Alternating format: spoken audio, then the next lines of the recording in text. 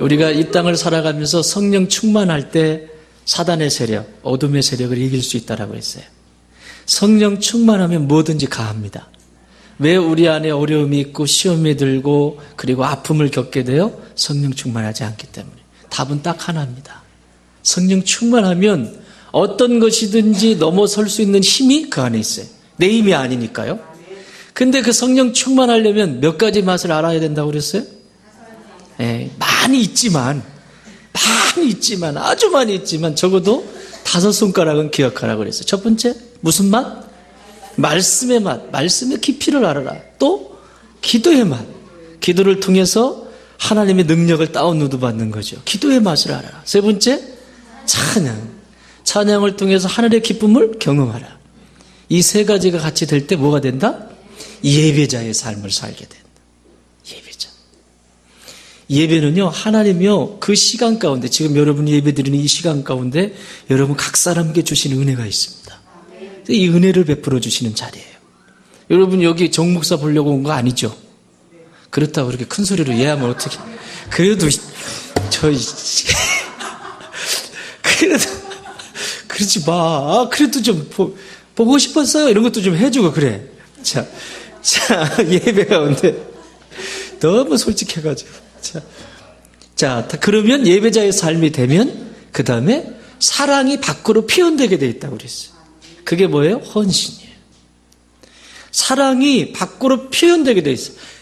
하나님의 그 사랑이 말로 닿을 수 없는 사랑이 막 표현돼. 이게 헌신이에요. 막 그래서 팔 걷어붙이고 봉사하고 해도 막 어저께 선생님들 진짜 너무너무 애쓰셨어요. 우리 주일학교 선생님들이 우리 부장 선생님 딱 주칙이 딱 돼가지고 세상에 마무리까지 깨끗하게 또 다 간식 사서 먹이면서 부르명제 어디 갔나? 저 친구는 아침에 일찍 출근하셨어요. 일찍 출근하셔가지고 권사님들, 선생님들 전부 저녁 늦게까지 문을 꼭 가시면서 그 꿈둥산 방을 들어가 보세요. 어떻게 꾸며졌는지. 우리 새 친구들을 맞이하기 위해서 선생님들이 막 그때 어떨 것 같아요? 짜증나. 이런 걸 왜 시킨다니. 이런 얼굴? No. 전혀 없어요. 왜 그래요? 하나님 사랑하니까. 하나님이 은혜를 주시고 그 사랑이 임하면 힘들지 않아요. 힘들지 않아요. 힘들지 않아요. 근데 이 은혜가 떨어지면 힘들어? 살겠어요? 죽겠어요? 죽겠어요. 그냥 해도 이거 너무한다. 이게 뭐 하는 짓이냐? 이게 뭐냐? 이렇게 되는 거예요. 그래서 5가지 맛을 알아라. 첫 번째 맛, 말씀의 맛을 지금 보고 있습니다. 지난 시간에 우리가 이 시편을 통해서 말씀을 주셨어요. 무슨 말씀은 삶의 지혜인데 그 말씀을 통해서 우리에게 어디로 초청하신다고 그랬어요? 깨끗한 삶으로. 그러니까 거룩한 삶으로 나를 초청해. 거룩하지 않는 게 있다고 그랬죠. 여기 1절에 보면 악인이 뭐라고 그랬습니다. 악인의 뜻이 생각이 사악해요. 이건 악인이에요. 생각 속에 사악해요. 어떻게 하면 저걸 넘어뜨릴까? 어떻게 하면 이렇게 할까? 그 좋은 게 아니라 어떻게 하면 하나님이 기뻐하시는 일을 할까? 어떻게 하면 하나님이 만족하시고 하나님이 감동받으실 이 일을 내가 내 몸을 드리고 내 걸 드려서 이렇게 하나님 앞에 할까? 이게 아니라 어떻게 하면 이렇게. 어떻게 하면 이게 사악한 거예요. 오만한 겁니다. 악인입니다. 두 번째는 죄인. 죄인은 어떤 상태라고 그랬어요? 빗나가요. 언어의 의미예요. 언어의 의미는 빗나간다. 꼭 하나님이 여기다. 이리 와. 그러면 꼭 저쪽에 가 있어요. 왜 그 아이들 그 학교에서 초등학교에서도 꼭 그 딴짓하는 애들 있잖아요. 선생님 따라서 네 이렇게 안 가고 꼭 엉뚱한데 이렇게 막 이러고 다니는 애들 있어요. 빗나가는 거예요. 죄인이라고 그래. 또 하나는 오만한 자. 오만이 뭐라고 했습니까? 죄인은 빗나가는 행동을 하는 사람이고 오만은 삐죽거리는 감정을 가진 상태예요. 그냥 입으로는 그냥 삐죽거리는 속에서 삐죽거려. 지가 뭘 이러고 다닌다. 그러니 하나님 은혜가 임할 수가 없죠. 이걸 성경은 복 있는 사람이다, 복 없는 사람이다? 복 없는 사람이다. 그러면 여러분 답은 나왔잖아요. 이렇게 살아가면 그 사람이 하는 일, 그 사람이 하는 행동, 그 사람이 하는 모든 것들이 복 있는 상태다, 복 없는 상태다? 복 없는 상태다. 그러면 우리는 복 있는 행복한 상태가 되려면 어떻게 하면 되겠어요? 악인이 안 되면 되고 죄인이 안 되면 되고 오만한 자가 안 되면 돼요. 그것을 시 1편에서 우리에게 잘 가르쳐 주잖아요. 그래서 이 말씀은 우리로 하여금 삶의 지혜를 주시는데 나를 거룩한 곳, 깨끗한 곳으로 나를 초청하신다. 우리가 그러면서 디모데후서 2장 20절 말씀으로 나눴죠. 그릇이 있는데 금그릇이 있고 은그릇이 있고 질그릇이 있고 나무 그릇이 있어요. 어떤 걸 하나님이 쓰세요? 깨끗한 그릇이. 금그릇이기 때문에 쓰는 게 아니에요. 사람들은, 세상에 있는 사람들은 와, 저 사람이면 하나님이 쓰겠다. 저 그릇이라면 하나님이 쓰겠다. 저 정도로는 하나님이 쓰겠다. No. 하나님은 금그릇이냐 은그릇이냐 질그릇이냐 나무 그릇이냐 이미 정해져 있어요. 여러분 인생도요, 하나님이 다 정해져 있어요. 쓰기에 합당한. 그런데 문제는 깨끗하지가 않아요. 그래서 쓰실 수가 없어요. 아무리 금그릇이어도 깨끗하지 않으면 쓸 수가 없어요. 그래서 하나님은 말씀을 통해서 나를 깨끗하게, 자꾸 깨끗하게. 여러분 아침 저녁으로 양치하시고 세수하시고 하시죠. 특히 자매님들은 거울에 저녁이 되면 이거 벗겨내느라고 고생하시죠. 한참 걸리죠 이거. 형제들은 싹싹싹싹 하고 딱 하면 되지만, 재진 집사님은 안 씻고 자지만 막 이제 딱 하지만 아니에요, 농담이에요. 저 친구 잘 씻고 자요. 그렇다고 안 씻는다고 뒤에서 그러면 어떻게 해? 안 돼. 자매님들이 이거 벗겨내기 힘들잖아요. 근데 아침 저녁으로 우리가 세수를 하듯이 말씀은 우리의 영혼을 깨끗하게 하는 거예요. 그래서 말씀을 늘 가까이 해야 돼. 가까이에서 그것으로 세면도 하고 샤워도 하고, 그래서 영혼이 맑아지는 것입니다. 그게 깨끗해지는 거예요. 그래서 하나님이 쓰시는 겁니다. 두 번째는 뭐라고 그랬어요? 지난주에? 헌신된 삶이라고 했는데, 이 헌신된 삶은 바꿔 말하면 생명의 삶입니다. 하나님이 생명의 삶으로 나를 초청하세요. 늘 생명이 있는 자리로. 뭐라고 했어요? 베드로와 누구 얘기를 했어요? 부자 청년 얘기를 했습니다. 베드로는 요한복음 6장에서 뭐라고 합니까? 영생의 말씀이 주님께 있는데 제가 어디로 가겠습니까? 올인한 거예요. 끝이에요. 더 이상 방황할 게 없어요. 여러분, 좋은 땅 교회가 여러분의 마지막이죠? 네. 대답이 시원찮네. 여러분 마지막이죠? 네. 이런 자세로 사셔야 돼요. 여러분이 다른 교회에 가셔서 섬기시더라도 그 교회가 마지막이다. 또 어쩔 수 없이 다른 교회에 가셔서 섬기실 때에도 이 교회가 내 인생의 마지막이다. 이런 마음, 이런 자세를 가지고 섬기지 않으면 여러분은 방황하게 돼 있습니다. 계속 방황하게 돼 있습니다. 그렇게 돼 있어요. 사단이 그냥 놔둘까요? 아니에요. 적어도 베드로처럼 인생의 방황이 끝나려면 영생의 말씀이 이곳에 있으니 내가 어디로 가겠습니까? 끝. 더 이상 저는 갈 데가 없습니다. 끝. 아멘? 예. 요게 건강한 신앙입니다. 그런데 부자 청년 뭐래요? 나는 할 거 다 했어요. 이것도 하고 저것도 하고 모세가 가르친 율법 안 지킨 게 있나? 다 지켰어요. 다 지켰어요. 완벽해요. 그랬더니 예수님이 칭찬해 주죠. 잘했습니다. 아주 잘했습니다. 근데 그 청년 앞에 형용사가 하나 붙죠? 부요한 청년. 부자라고 붙습니다. 이게 문제야, 이게. 부자라고. 지식의 부자, 물질의 부자, 관계의 부자, 세상 속에 나름 다른 사람들보다 더 가지고 있다라고 하는 이 부자가 문제예요. 이 부자 청년은 모든 것을 다 했다라고 해요. 그래서 예수님도 칭찬해줘요. 그런데 딱 한 가지, 너에게 딱 한 가지 부족한 것이 있다. 한 가지. 다 완벽한데 한 가지 부족한 것이 있다. 그게 뭔데요? 네 소유를 팔아 가난한 자에게 주고, 그리고 너는 나를 따라라. 참.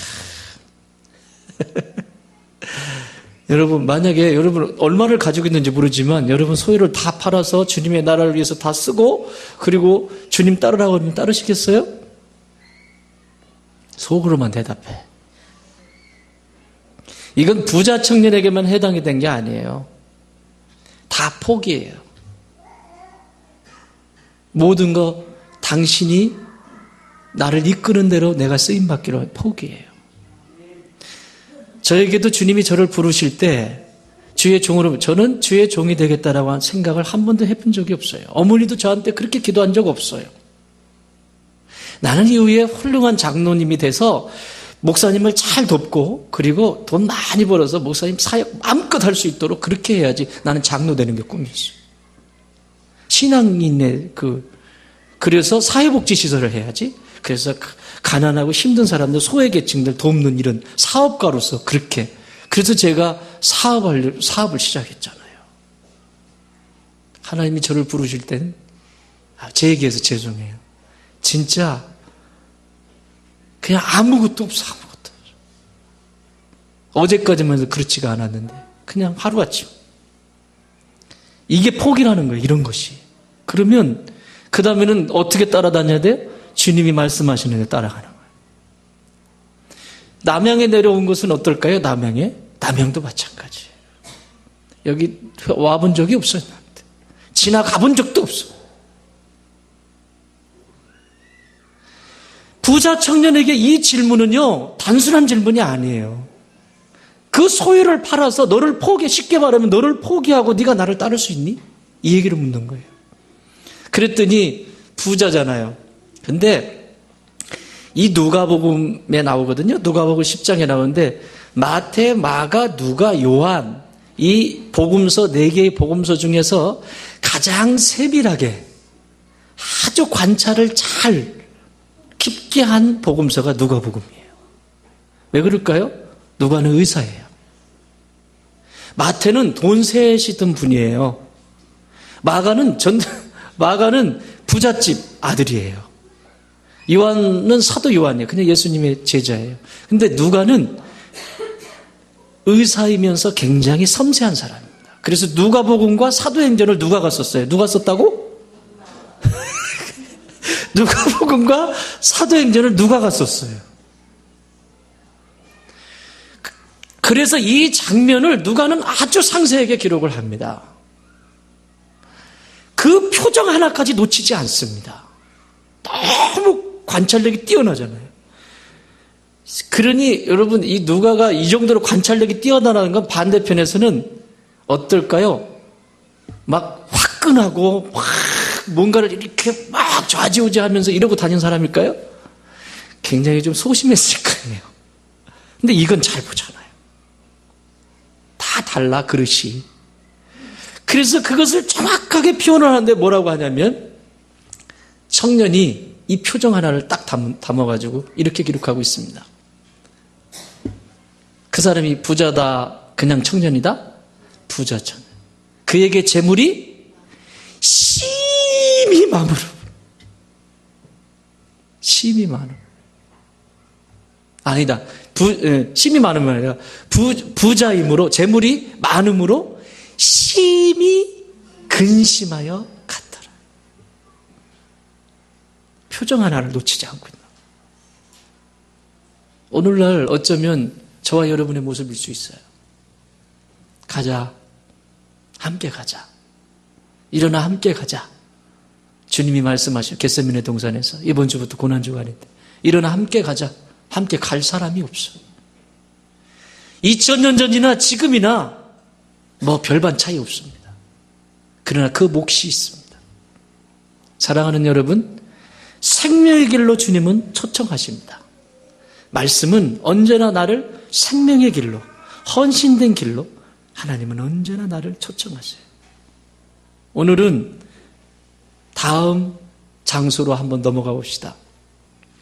제가 신학교 다닐 때 지금은 이제 아주 영향력 있는 분이 되셨는데 그 목사님이 이런 말을 했어요. 이 땅을 살아가는 그리스도인들이 그리스도인들이 제일 창피해야 할, 부끄러워해야 할 일이 있다. 여러분, 뭘 것 같습니까?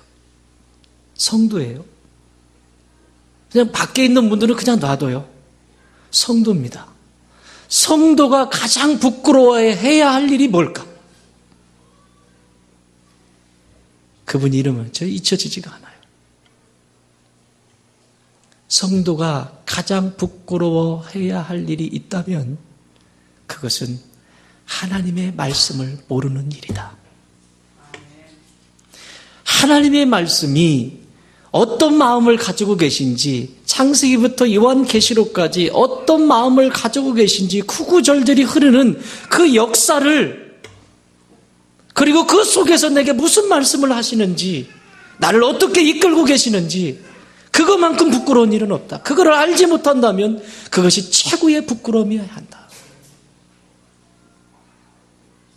나는 동일하게 오늘도 여러분에게 말합니다. 달란트 부족할 수 있고요. 뭐 이것저것 부족한 것 있을 수 있어요. 우리 안에. 그러나 주님의 말씀을 말씀으로, 부분적인 거 말고, 이 이단은요, 이 부분적인 말씀을 얼마나 많이 알고 있는지 몰라요. 꼭 비유. 예수님도 그냥 비유로 하신 말씀, 요한계시록, 꼭 이런 거 가지고만 하잖아. 그런 얘기 말고 창세기부터 요한계시록까지 흐르고 있는 그 하나님의 구구절절한 마음, 나를 향한 그 마음을 내 안에 가지고 어떻게 지금 내 삶을 어떻게 드리고 살아가는가, 그걸 모르면 그것만큼 부끄러운 일은 없어요.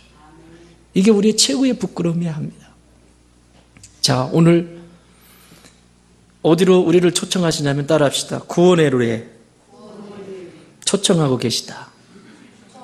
하나님의 말씀은요, 구원으로 나를 초청하십니다. 언제나. 이게 구원 얘기하면 나는 구원 받았는데, 받았죠? 여러분 구원 받으셨습니까? 지금 죽어도 천국 가실 수 있어요?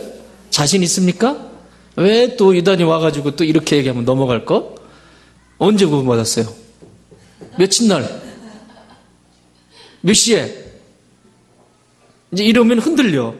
내가 요즘 영적인 상태가 별로 안 좋거든? 막 하나님 말씀도 멀리하고 기도 생활도 멀리하고, 그런데 자꾸 물어. 캐묻기 시작해. 그럼 이제 흔들리기 시작해. 여러분, 구원은 그렇게 임하는 게 아니에요.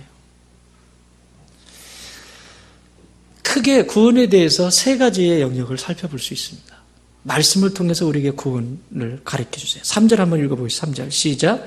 그는 시냇가에 심은 나무가 철을 따라 열매를 맺으며 그 잎사귀가 마르지 아니한 같으니 그가 하는 모든 일이 다 형통하리로다. 점점 이렇게 성장해가죠. 구원받은 백성이. 구원에는요, 이런 구원이 있어요. 내 영혼의 구원. 이건 천국 가는 것과 연결이 돼 있어요. 근데 이 구원은 어떻게 임하죠? 예수 그리스도를 믿음으로 하는데 어떤 사람에게 임할까요? 이 구원이. 따라합시다. 나는 죄인입니다. 이 죄인이라고 하는 인식이 없는 사람에게는 이 구원이 임할 수가 없습니다. 내 삶의 자리에서 빗나간 이전의 삶이 그리스도와 상관이 없는 삶으로 살아갔던 그 빗나간 삶이었다는 것을 알고 내가 죄인이라고 인정할 때 임하는 것이 이 구원이에요.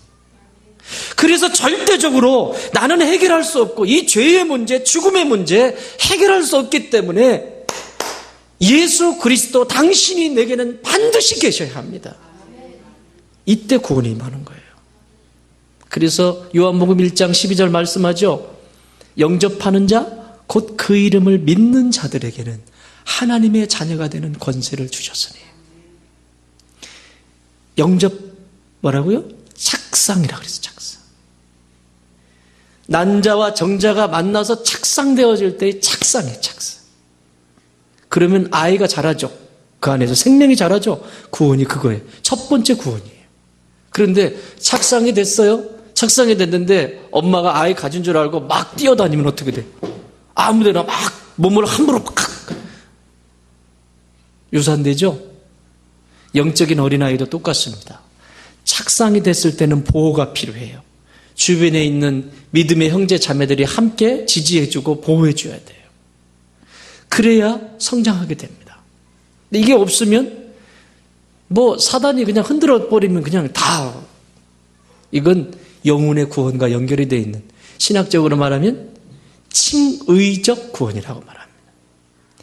내가 의인이어서가 아니라, 내가 잘나서가 아니라, 내가 내 죄를 주님 앞에, 하나님 앞에 인정하고 예수 그리스도를 내 안에 모셔드렸더니, 영접했더니 임한 구원, 그래서 나를 의인이라고 부르신 구원, 그래서 칭의적 구원이라고 말합니다. 여기까지는 구원 다 받으셨죠? 근데 이 구원에 대해서는 커요. 근데 두 번째 구원이 있어요. 삶의 자리에서 임하는 구원입니다. 삶의 자리에서. 이건 악인과 오만과 같이 연결돼요. 삶의 자리에서. 계속해서 그냥 내 자신의 생각도 하나님 생각과 다르고, 또 내 마음도 그냥 들쑥날쑥 등술날쑥해요. 이게 정비가 되지 않으면 상급과 연결이 안 돼요. 삶에서 이루어지는 구원은요, 하나님 나라의 상급과 연결이 되어 있습니다. 여러분, 내 인생에 고난이 찾아오죠. 여러 가지 어려움들이 있죠. 고난이 없는 사람이 이 세상에 아무도 없습니다. 그게 다 기도의 제목입니다. 하나님, 왜라고 물으라고 그랬어요? 어떻게라고 물으라고 그랬어요? 고난이 찾아올 때 왜 나한테 이런 어려움을 주십니까? 왜 하필이면 나에게 이런 고통을 주십니까? 이건 해결점을 찾지 못한다고 그랬어요. 그런데 고난이 찾아오고 어려움이 찾아올 때, 주님, 성령님, 제가 어떻게 하면 됩니까? 제가 어떻게 하면 되겠습니까? 이게 기도예요. 이것이 하나님 앞에 올려드리는 기도예요. 그래서 내 삶에 있는 여러 어려움 속에서 내가 구원을 받게 되는 거예요. 그래서 사도 바울은 얘기합니다. 다 이루었담도 아니요, 지금도 나는 그 구원을 이뤄가는 중에 있다. 이게 삶의 자리에서 이루어지는, 신학적으로 말하면 성화적 구원이라고 말합니다. 성화. 누구를 닮아가요? 예수님을 닮아가요. 내가 날마다 예수님을 닮아가기 위해서 날마다 내 자신을 제어하고 내 삶의 자리에서 묶여있고 어두운 것들을 끊어내고 옛 삶의 방식을 끊어내고 새로운 방식을 선택하는 것, 이게 구원으로 들어가는 내 삶의 구원. 요즘 이런 경우들이 있어요. 저는 굉장히 우호적입니다. 그런 부분에서. 왜냐하면 그것은 하나님의 은혜가 임해야만 가능해요. 예를 들면 이런 겁니다. 담배 피워요. 술 먹어요. 그게 악은 아니에요. 그러나 그런 분이 인해서 내 몸이 망가져요. 누가 힘들어 하실까요? 하나님 힘들어 하세요. 그리고 본인이 힘들어요. 근데 이걸 정당화한다. 이건 문제가 심각한 거예요. 이건 정당한 게 아니에요. 그것을 하나님 앞에 나를 들여서, 주님, 이것이 해결이 안 됩니다. 이걸 어떻게 하면 좋겠습니까? 이렇게 눈물로 기도하면서 내가 성화적 구원, 삶의 자리에서 내 구원이 이루어져 가는 거예요. 근데 그것을 정당화해. 다 그래. 남들도 다 그러고, 다 그러니까 그냥 괜찮은 거예요. 아니요. 우리는 그것에 대해서 비난하거나 그것에 대해서 정죄할 수가 없어요. 그러나 그것은 성화적 구원을 받아야 되는 대상입니다. 아멘. 그래서 내 삶이 짱짱해지는 거예요. 이 성화적 구원을 위해서 달려가지 않으면 늘 걸려 넘어져요. 조금 은혜 받았다가 어느 순간에 폭 수리. 조금 은혜 받았다가 어느 순간에 폭 시험 들었다. 그래서 폭 수리. 왜 그러게요? 이게 삶의 자리에서 내가 예수 그리스도를 영접해서 새로운 생명이 있는데 그것을 지탱할 수 있는 힘이 없어요. 왜? 삶의 자리는 그대로 놔두고. 이런 얘기예요. 자동차를 만들어야 돼요. 근데 내가 하던 공장은 성냥 공장이야. 성냥 공장. 원래 내가 가지고 소유했던 공장은 성냥 공장인데 나는 자동차를 만들고 싶어. 그러면 어떻게 해야 돼요? 성냥 공장 싹 밀어내야지. 성냥 공장 놔두고 자동차를 만들 수 없어요. 완전히 밀어내고 자동차를 만들 수 있는 모든 체제를 만들어 놔야 되는 거예요. 내가 구원을 받았다. 그렇다면 내 삶의 자리에서 내 삶을 힘들게 하고, 또 그리고 하나님이 보실 때 너 그거 안 했으면 좋겠다. 그렇게 힘들어하는 것들에 대해서 내가 정비해야죠, 정비. 그게 성화적 구원이에요. 그래서 잠언 기자는 이렇게 얘기합니다. 잠언서 28장 4절에서 율법을 버린 자는 악인을 칭찬하니 그러나 율법을 지키는 자, 하나님 말씀이죠. 지키는 자는 악인을 대적하느니라. 다시 말하면 성화적 구원을 이루어가지 못하도록 하는 악한 것. 예배의 방식도 그렇고 여러 가지 상황들이 있어요. 하나님이 나를 그렇게 쓰셔요. 2800년 전에 이사야 선지자를 통해서 이렇게 말합니다. 이 칭의적 구원을 이루지 못하고 악인과 오만한 자의 자리에 있을 때 어떤 일이 일어나냐? 내 하나님의 말씀에, 하나님 말씀이에요. 악인에게는 평강이 없다 하셨느니라. 그래서 평강이 없는 거예요. 사람들 앞에 정직하지 않아요. 하나님 앞에 정직하지 않아요. 진실하지 않아요. 그런데 내 안에 평강이 있기를 바라면 그건 오산이죠. 내가 지금은 할 수 없지만 이것을 자꾸 가지고 나가는 거죠. 하나님 앞에. 그죠? 예배 자리에 나가고 자꾸 나를 들여서 조금씩 깎여 나가는 거죠. 조금씩. 그러면서 하나님의 평강이 그 가운데 임하기 시작하는 거예요. 할렐루야. 이게 구원이에요. 또 하나는 마지막 구원이 있는데 이것은 내 힘으로 전혀 내 힘이 개입되지 않은 상태. 여러분 마지막에 이 세상에서 이 세상과 이별할 때 내 영혼을 하나님이 데리고 가시죠. 이걸 신학적인 용어를 영화적 glorification salvation이라고 그래요. 영화적 구원. 그래서 내가 할 수 없는데 성령께서 내가 의지하며 그분을 의지하며 살았잖아요. 마지막에 내 영혼을 쏙 떠가지고 그분이 데리고 가요. 영화적. 그래서 천국으로 데리고 가는 거예요. 나는 여러분 안에 이 구원의 역사들이 있기를 바랍니다. 내가 예수 그리스도의 피값으로 구원받은 것으로 멈춰있지 말고 날마다 나를 쳐서 복종시키며 주님이 오늘도 하나님의 말씀을 통해서 나를 구원으로 초청하고 계시다는 사실. 내 삶의 자리에 정비해야 되고 더 이상 사단의 노리개가 되지 아니하고 나를 나되게 하실 그 하나님의 말씀을 붙들고 나를 구원으로 초청하시는 그 초청의 메시지를 날마다 들으십시오. 그때 하나님의 놀라운 역사가 말씀을 통해서 나를 가르쳐 주시고 인도하여 주실 것입니다.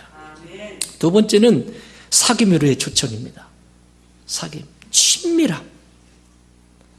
하나님의 말씀은 친밀함 속에 있습니다. 3절 한 번 더 읽겠습니다. 시작. 그는 시냇가에 심은 나무가 철을 따라 열매를 맺으며 그 잎사귀가 마르지 아니함 같으니. 뭐라고요? 마르지 아니함 같으니. 요한복음 15장에 보면 포도나무와 포도나무 가지 비유가 나오죠? 마르지 않아요.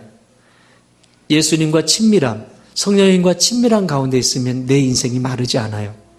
왜 인생이 자꾸 마른 인생을 살까요? 왜 인생을 살아가면서 구겨진 인생을 살까요? 왜 인생을 살면서 열매 없는 인생을 살까요? 왜 인생을 살면서 내 삶의 풍요로운 삶을 살지 못할까요? 친밀함입니다. 하나님의 말씀을 통해서 나를 친밀한 곳으로 인도하신다고요. 계속해서 성장할 수 있도록 인도하신다고요. 근데 이것을 싫어해요. 그래서 예수님 비유로 말씀하셔요. 가지가 떨어져 있단다? 그러면 어떻게 되니? 가지가 잠깐은 살아있는 것 같지만 얼마 지나지 않아서 삐짝 말라버린단다. 이게 말라버린 인생이에요. 관계도 마르고 내가 하고자 하는 것도 마르고 그냥 이게 마르면 안 되고 지금도요. 이 봄이잖아요. 제가 어저께 라이딩을 했어요. 어제 드디어 라이딩을. 진짜 대신방 끝나기를 기다렸어요. 대신방만 끝나라. 다 라이딩 할 거다. 어제 금요일날 대신방 다 끝났잖아요. 은혜 목장 다 끝났는데 토요일은 내가 일을 탁 갈고 라이딩을 하러 갈 거다.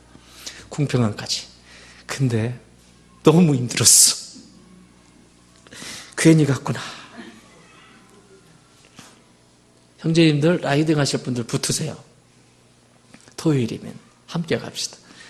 그 전에 할 때는 힘들지 않았었어요. 자주 이렇게 주말마다 이렇게 한 번씩 갔어요. 그런데 어제는요, 세상에 안 하다가 한 거잖아요. 갈 때는 꾸역꾸역 갔는데 올 때, 사람이 마음이 얼마나 간사한지 세상에. 옛날에 몇 년도 아니죠. 연휴에 우리 큰딸하고 궁평항까지 어디까지 한번 가는지 우리 한번 걸을래? 그래서 운동화를 신고 함께 걸었어요. 한 5km를 갔어요. 오니까 10km가 넘더라고요. 갔다 오니까. 5km 걸었는데 다리가 아파요. 앉을 때도 없고. 그래서 저기 기러기 때 워이 이거 몇 번 하고 그리고 그냥 돌아서서 오는데 다리가 너무 날 안 아프냐 그랬더니 난 괜찮은데 걔는 괜찮은데 나는 아파요. 그런데 그 길을 어제 자전거를 타고 갔단 말이에요. 갔는데 자전거 타고 가니까 금방 가 거기까지. 그 한참 걸렸던 그 거리, 1시간을 넘게 걸었던 거리를 자전거 타고 가는 데는 뭐 몇 분 안 걸려서 갔어요. 근데 돌아서 오는데요. 내 다리가 힘드니까 걸을 때는 자전거 타고 싶었고 자전거 타고 오니까 자동차가 있었으면 좋겠다. 누가 와서 자동차로 딱 싣고 갔으면 좋겠다. 간사하다니까요. 자동차 타는 사람들은요. 전용 비행기 하나 있었으면 좋겠다. 근데 여러분 이게 높아지면 높아질수록 편리하긴 하지만 사고율은 높다는 거 아시죠? 예. 비행기는 100%입니다. 예. 뭐 그냥 안전 뭐 이런 거 가르쳐줘도 소용없어요. 바다로 떨어져도 소용없어요. 그거는. 그냥 100%예요. 편리한 만큼.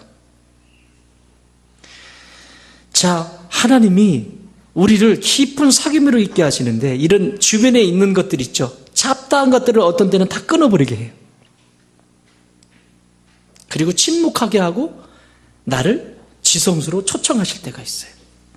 그게 어떤 고난이라는 것을 통해서도 쓰시는 방법 중에 하나예요. 약간의 고난이 있을 때 그 고난을 통해서 누구를 의지할까요? 하나님을 의지하죠. 그 하나님의 품으로 돌아와서 구원의 은총을 기다리는 거죠. 이게 지성수의 사귐으로 들어가는 거예요. 이 세상에 제일 무서운 사람이 누구냐면 열심히 해요. 뭐를 해도. 막 아주 팔 걷어붙이고 열심히 하고 막 해. 이 사람 제일 무서워요. 열정을 갖지 말라는 게 아니에요. 육적인 상태에서. 갈라디아서는 이렇게 말합니다. 갈라디아 6장 8절. 자기의 육체를 위하여 심는 자는 육체로부터 썩어질 것을 거두고 성령을 위하여 심는 자는 성령으로부터 영생을 거두리라. 이렇게 말씀해요. 열심히 하는데 그것이 육적으로 해요. 하나님과 전혀 상관이 없는 일을 해요. 이게 어려움이에요. 이런 거예요. 영적인 사람은 하나님이 법대로 해요. 하나님이 경계하는 법대로. 축구 선수는 축구.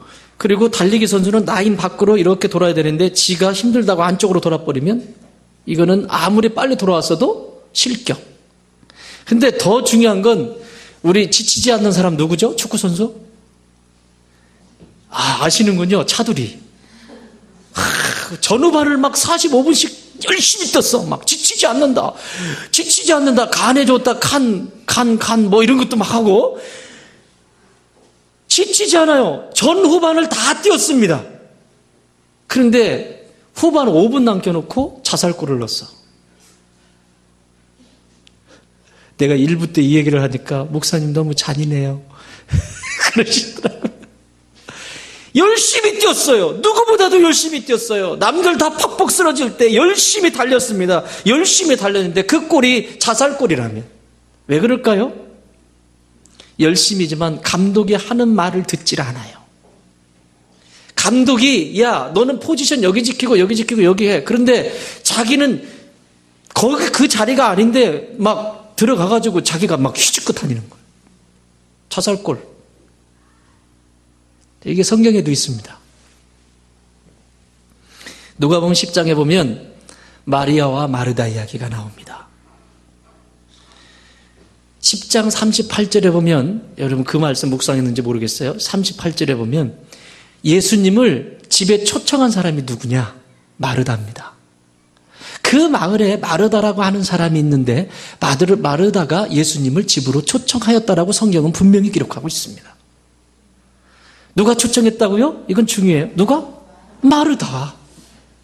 그런데 마르다가 초청을 했는데 문제가 생겨요.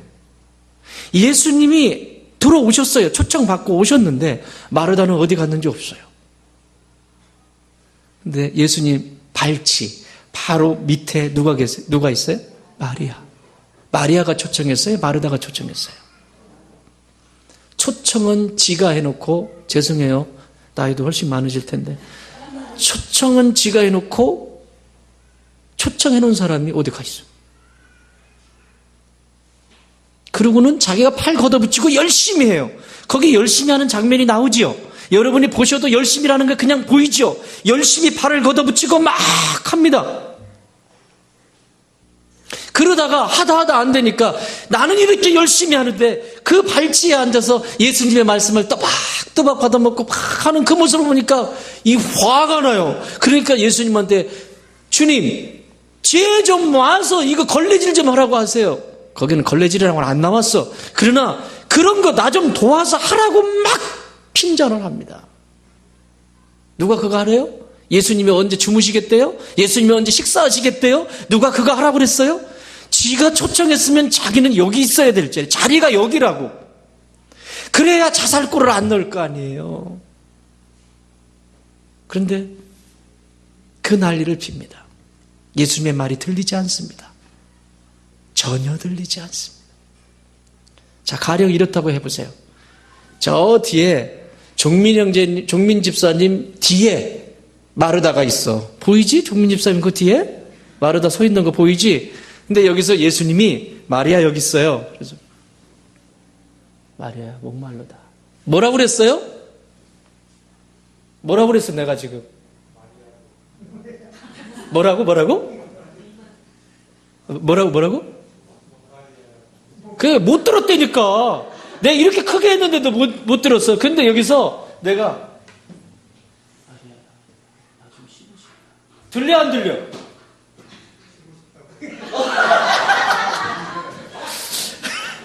길을 쫑긋 하고 들었구나. 여기서 마리아한테 찾게 하는 말을 마르다는 들을 수가 없어요. 이게 우리 신앙생활에도 똑같이 나타납니다. 그대로. 주님이 기뻐하시는 건 난 너하고 깊은 사귐이 일어난다.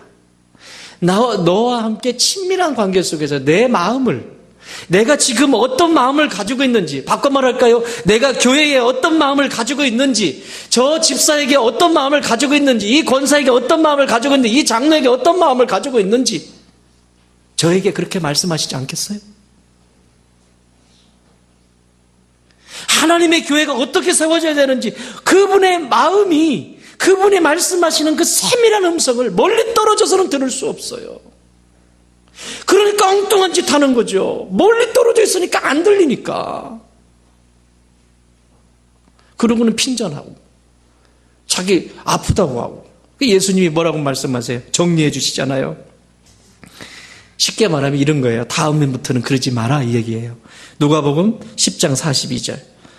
몇 가지만 하든지, 말이 다 얘기하는 말이에요. 몇 가지만 하든지 혹은 한 가지만이라도 족하니라. 단 한 가지를 하더라도 나의 마음을 시원케 해줄 수 있는, 하나님의 마음을 시원케 할 수 있는 그 한 가지면 된다. 그리고 이어서 이렇게 말씀합니다. 마리아는 이 좋은 편을 택하였으니 빼앗기지 아니하리라. 다 해놓고 뺏기면 뭐 할 거예요? 인생, 이런 인생 많아요. 시컷 해놓고 이만큼 써놨는데 다 뺏겨버려요. 나 이런 사람이 제일 싫어. 저한테는 얘기하지 마세요. 이건 하나님도 싫어해요. 물론 하나님이 그 사람의 죄를 용서하고 사하고 하나님의 자녀로 삼으신 하나님의 사랑이 그 안에 있는 것, 그것을 외면하는 게 아니에요. 옛날에는 부자였어. 엄청나게 부자였어. 막 많은 것을 가지고 있고 많은 것을 누리고 많은 것을 그렇게 했던 사람이 어느 날 다 잃어버리고 와서 나 옛날에 많았었는데 내가 하나님이 이렇게 해서 이제 회개하고 돌아와서 지금은 뭐를 할 수, 그런 얘기 하지 마. 예수님이 이 말씀이에요, 이 말씀. 왜 뺏기냐고, 왜?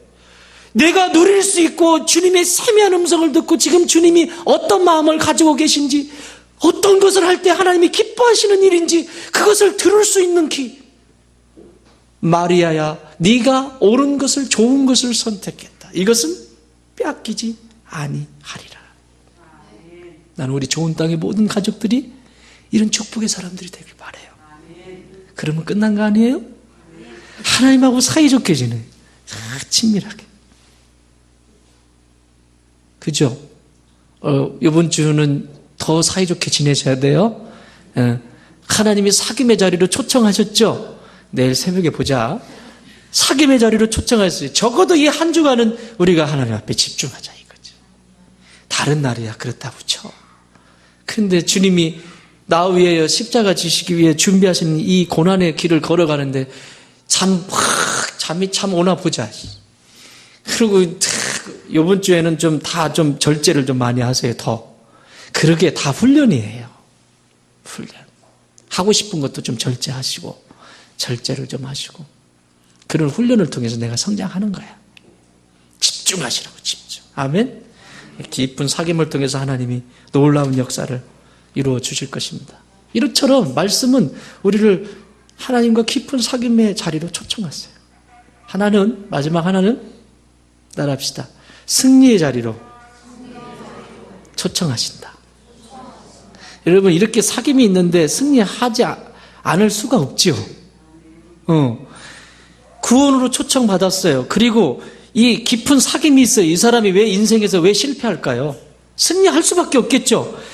하나님의 말씀을 나를 승리의 자리로 늘 초청하세요. 여러분 사단이 인생들을 향해서 하는 최종 목표가 있습니다. 뭐라고 하죠? 성경은 사망이라고 말합니다. 사단은 인생들을 사망에 이르게 하는 것이 그의 최종 목표입니다. 처음엔 좋은 거 주죠. 처음부터 나쁜 거 주면 그게 눈치채서 도망가잖아요. 그렇죠? 근데 처음은 좋은 걸 줘. 이렇게 하나씩. 입맛에 딱딱 드는 거예요. 딱딱. 분별력 없으면 다 당하는 거죠. 그래서 나중에 최종 목표는 그의 인생을 사망으로, 이런 목숨 이 정도가 아니라 영혼이 피폐하게 된단 말이에요. 사망의 자리에 있게 된다는 거예요. 이게 사단의 최종적인 목표예요. 이것을 이길 수 있는 방법이 뭔지 아십니까? 승리할 수 있는 방법? 따라합시다. 충성을 다른 말로 말하면 신실, 성실 이렇게 표현할 수 있습니다. 하나님 앞에 충성스러운 사람, 이 사람들이 승리할 수 있습니다. 디모데전서 1장 12절에 이렇게 말씀합니다.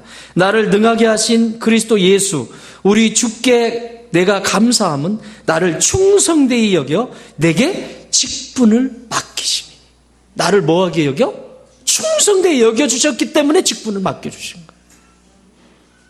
그러면 맡은 자의 본분은 충성.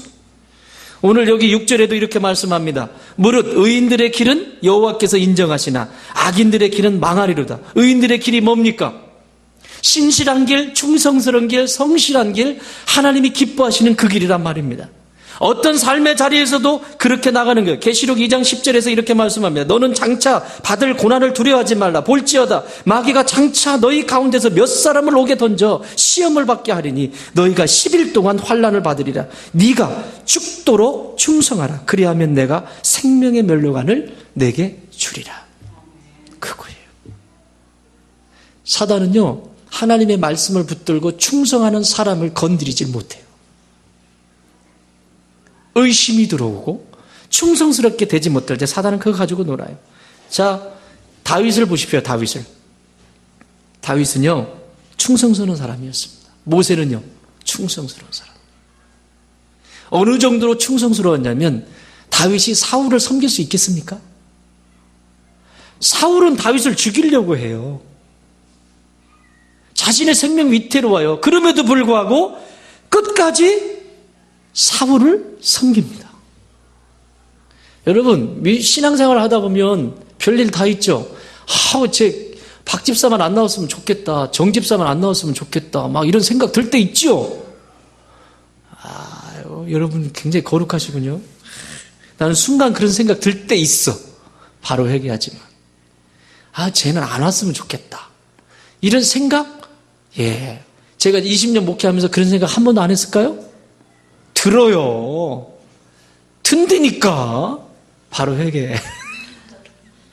하나님이 포기하자는데 왜 네가 포기하니? 이제 이렇게 되는 거예요. 자, 사울이 괜찮아서 다윗이 충성하던가요? 사울이 쓸만하고 사울이 막 정치를 너무너무 잘하고 백성들을 사랑하고 막 그래서 다윗이 순종하던가요? 주변에 있는 사람 어느 누구도 사울 편에 있는 사람이 없습니다. 그러나 다윗은 딱 한 가지, 하나님이 사울에게 기름을 부으셨기 때문에, 하나님이 왕으로 삼아주셨기 때문에 사울에게 순종하는 거예요. 자기 손으로 뭘 하지 않아요. 자기 입으로 범죄하지 않아요. 자기 삶으로 사울에게 범죄하지 않습니다. 이게 하나님의 백성들입니다. 승리할 수 있는 비결이에요. 그게 하나님의 말씀 속에 담겨져 있잖아요. 아버지는 어때요? 여러분, 다윗의 아버지는요, 엄마는 나오지도 않지만 다윗을 무시했어요. 그래서 그가 쓴 시편을 보면 부모님도 나를 버리고 막 이런 얘기해요. 그 얘기는 뭐냐면 다윗에게도 이런 상처가 있다는 얘기죠. 아버지가 다윗을 사랑하지 않는 게 어디서 나타나요? 왕을 세워야 되겠는데 내가 이새의 아들 집에 가서 이새의 아들 중에서 내가 왕으로 세우겠다. 사울 왕을 대신해서 하나님이 사무엘에게 말씀합니다. 그래서 이새의 집에 갔어요. 그랬더니 첫째 아들, 둘째 아들, 셋째 아들, 아들들 딱딱 지나가는데 누구만 거기 없어요? 다윗만 없어요. 아버지 마음속에는 다윗은 아예 안에 없어. 이름 명단에도 없어. 그러니까 하나님이 아야 딱 지나가요. 첫째, 사무엘이 딱 보니까 준수하고 괜찮아요. 그래, 나는 사람을 매물로 취하지 않는다. 아야. 아니에요? 통과. 얘는요? 아야. 통과. 얘는요? 아야. 통과. 다 통과. 다 통과했는데 나중에 뭐라고 해요? 아무도 없대. 아버지가. 아닌데 누구 있다는데? 누구 있는 것 같은데? 그러니까 저기 목동 하나 있어. 양치러 간 막내가 하나 있는데 데리고 와라. 딱 데리고 갔는데 하나님 뭐라고 해요? 얘다.